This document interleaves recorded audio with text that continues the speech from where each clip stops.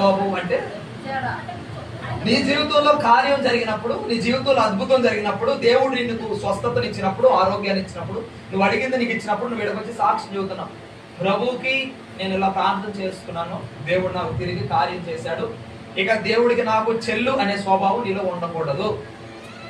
నువ్వు ఇక్కడికి వచ్చి నిలబడి సాక్ష్యం చెప్తే సరిపోలేదు దేవుడికి. హల్లెలూయా. సరిపోయిందా? దేవుడి సంగతి కజ పక్కన పెడదాం, ఆయన సరిపోయింది సారైన సంగతి పక్కన పెడదాం. నీ మనసు ఏమంటుంది? దీనికి సరిపోయిందిలే. ఆయన ఎంత అద్భుతం చేసినా కూడా నువ్వు నలుగురిలో నిలబడి ప్రభు నాకు ఈ కార్యం చేశాడు అని చెప్తే నీ రుణం తీరిపోద్ది అని అంటున్నాడు అనుకుంటున్నావు ప్రభు? అలా అన్నాడు ప్రభు. మరి ఆయన కోరుకుంటుంది ఏంటి అంటే నువ్వు సాక్ష్యం చెప్పడం కాదు, చెప్పాలి. సమాజంలో నువ్వు చేసిన, దేవుడు చేసిన కార్యం చెప్పాలి. దాంతో పాటు నువ్వు నేర్చుకోవాల్సినటువంటి ఒక పదం ఏంటో తెలుసా?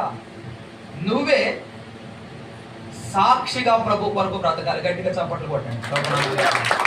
నువ్వే సాక్షివై జీవితకాలం సాక్షిగా నిలబడాలి ప్రభు కొరకు.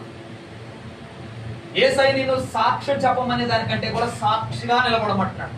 సాక్షిగా జీవితాంతం ఆయనకి సాక్షిగా నిన్ను ఉండమంటున్నాడు ఆయన. ఇదో ఒకటి గుర్తుపెట్టుకోండి, ఆయన చేసే కార్యాలకు మనం ఆయనకు చెల్లించేది, లేకపోతే ఆయన దగ్గర నుంచి మనకు ఆశించేది.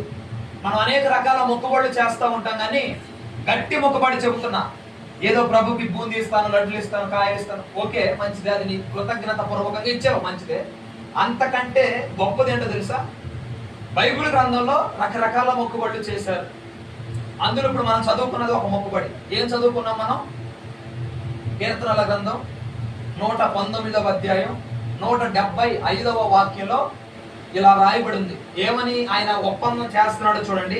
దేవుడికి తనకి ఎలాంటి ఒప్పందం చేసుకున్నాడు చూడండి. ఏమని ఒప్పందం ఉందంటే, నీవు నన్ను బ్రతికించుము, నేను నిన్ను ఏమంటంట, నేను నిన్ను స్తుతించేదను. చెప్పండి గట్టిగా, నీవు నన్ను, నాతో కలిసి చెప్పండి, నీవు నన్ను బ్రతికించుము, నేను నిన్ను స్తుతించేదను. హల్లెలూయా. దేవునికి ఇష్టమైన మొక్కుబడిది, లేకపోతే దేవునికి ఇష్టమైనటువంటి ప్రాసెస్ ఇదంటే దేవునికి ఇష్టం. దేవునికి మనం ఏమి ఇవ్వాలి అంటే, దేవుడు మన దగ్గర నుంచి ఏం పొందడానికి ఇదంతా చేస్తున్నాడంటే ఒకటే, మనం ఆయనను స్తుతించాల్సినటువంటి బద్ధులమై ఉన్నాం.